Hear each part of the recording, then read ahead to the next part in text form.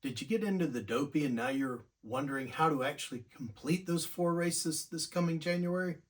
Stick around and I'll talk about how an older, overweight guy manages to do the Dopey.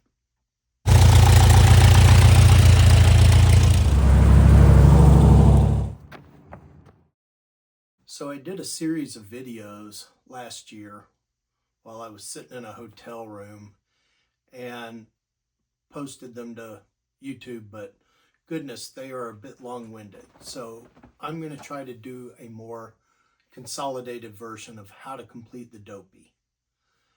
My number one comment is pace yourself. And to take it's a marathon, not a sprint. This is more than a marathon and not a sprint. And I'm not addressing anybody who is a front runner and has any chance of a fast finish, right? I am Team Midland Fast, so I'm talking to the non-elites. The first thing is going to be the 5K on Thursday, and it is literally a walk in the park, namely the Epcot Park.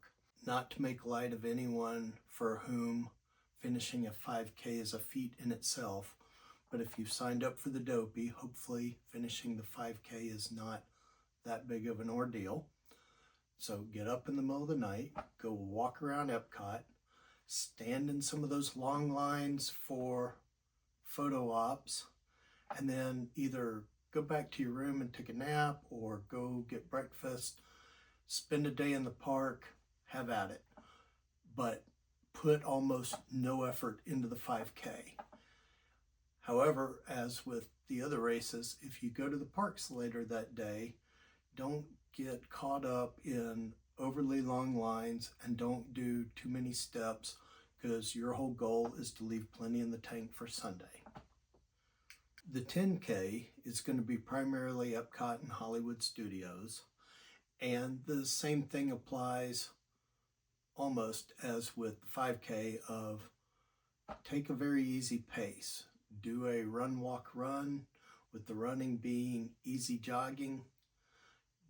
The balloon ladies will be out, but again, if you plan to do the whole Dopey, hopefully you can meet that 16-minute per mile requirement.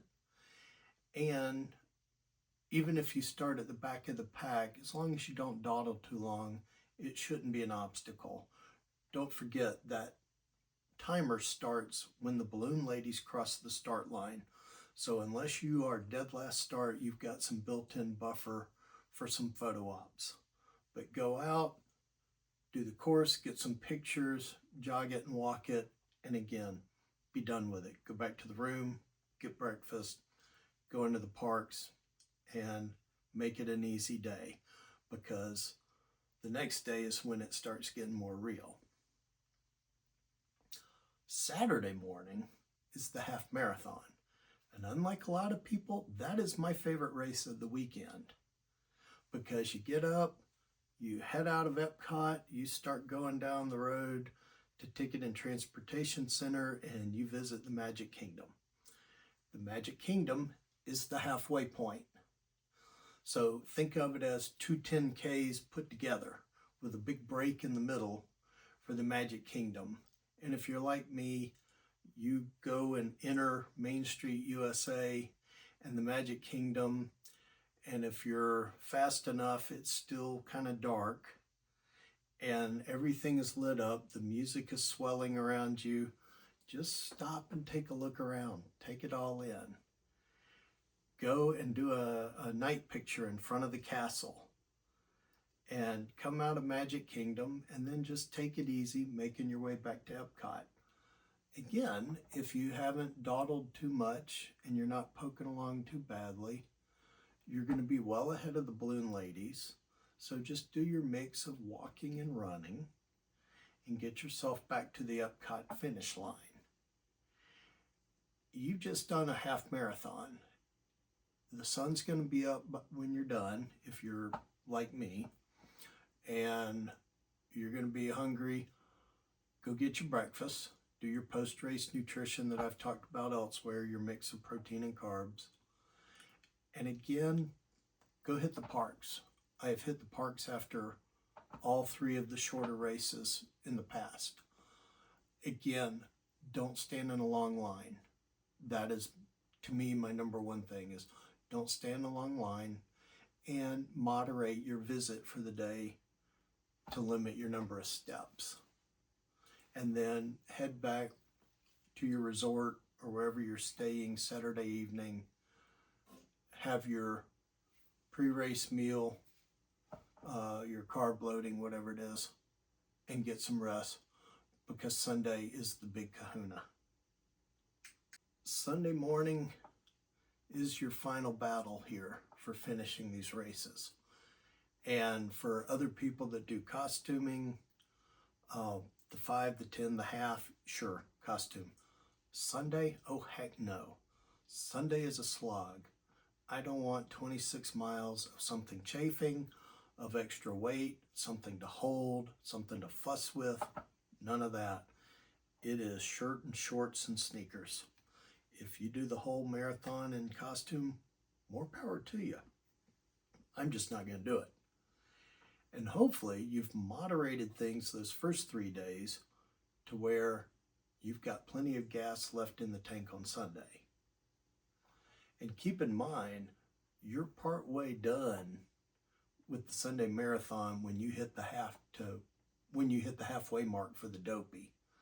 You finish the first 3 races, you are still not halfway through that, 48.6 miles. So this is why you've got to take things easy. And again, I urge doing the run, walk, run method to pace yourself.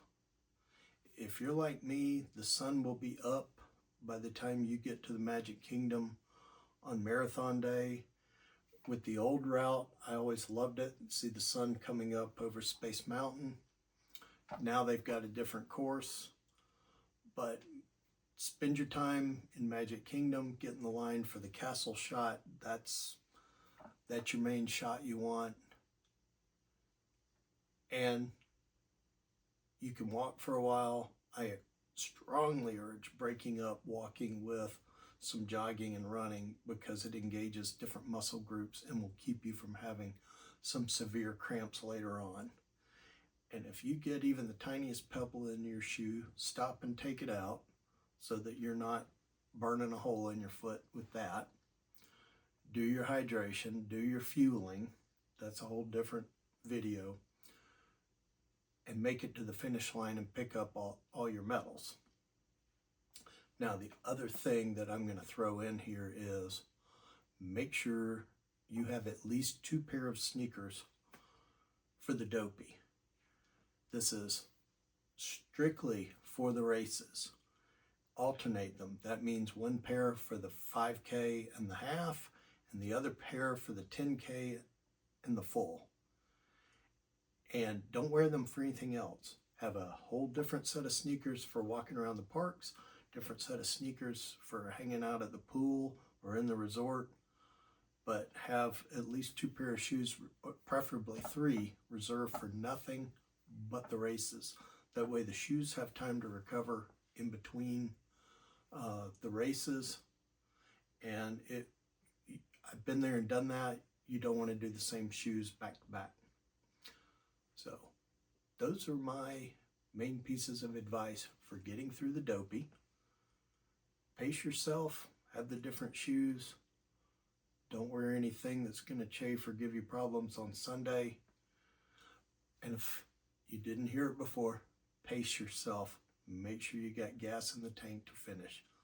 I don't go out there with any expectation of setting any kind of PRs. It's just to finish on Sunday. So, this is Andrew. Good luck. Good running.